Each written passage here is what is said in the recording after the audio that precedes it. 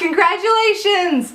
For those of you participating in the Frugal Fresh Start Challenge, you've passed the halfway point for the challenge. Pat yourself on the back and celebrate a little. Taking time to enjoy and celebrate your progress is an important part of staying motivated, especially for a goal that requires a change in habits and renewed self-control. So, most of your goals require you to give something up.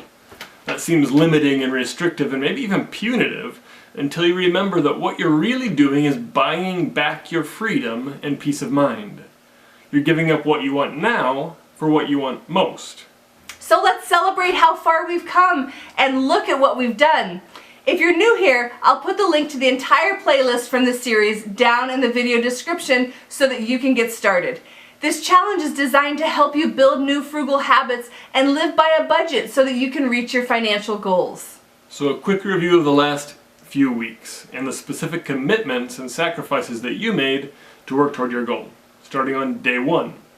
Day one, we thoughtfully set an ambitious 6-month goal that will stretch us and make a meaningful difference in our financial health. We made sure our goal was SMART, with special focus on it being specific and measurable. Having a goal that we're excited about will give us the motivation to make changes and do hard things. On day 2, we immediately began saving money by cutting one expense right out of our lives. We left the details up to you, but gave you lots of ideas. After choosing the expense to cut, we added up how much that would save us, and we funneled the savings directly toward our goal.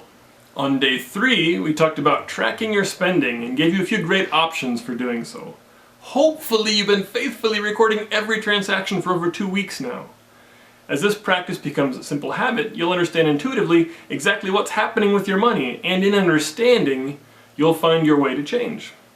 On day 4, you found an accountability partner to share your goal with. That person can cheer you on and keep you from veering off the path or backsliding. Hopefully your partner knows of his or her new role.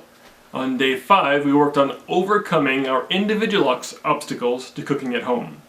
Now, despite your busy schedule and the fact that you're not a kitchen wizard, you have a workable plan to eat more meals at home. We created a budget on days 6 and 7.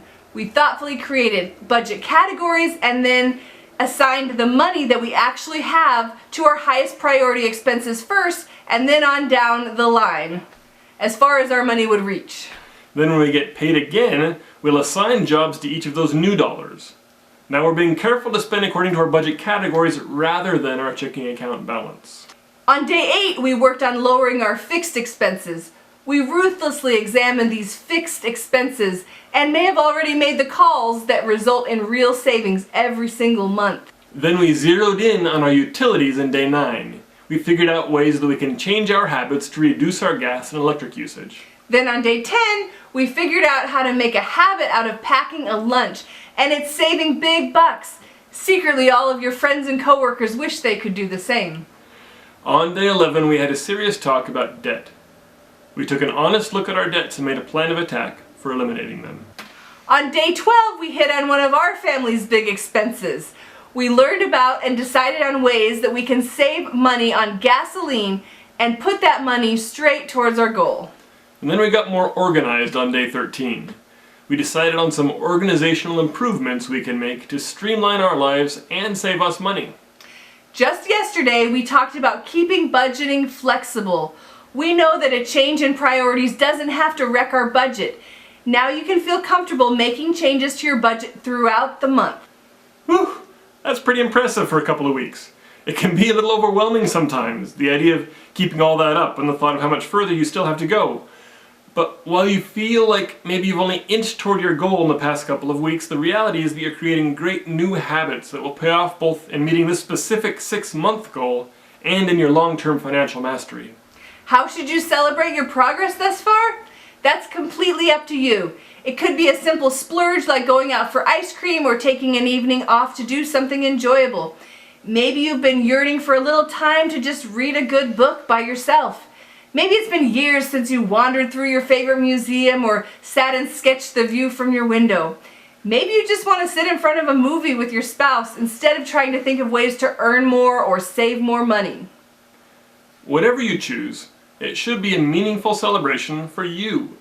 Let off some of the tension and do something that helps you enjoy your peace of mind that you're earning with your hard work. Don't forget to share with your accountability partner so that that person can celebrate with you too. Time for your Day 15 challenge. You've made great progress so far. If you haven't followed through with all of the previous challenges from the days that we just mentioned, use this chance to get up to date, then choose a favorite way to celebrate your success thus far.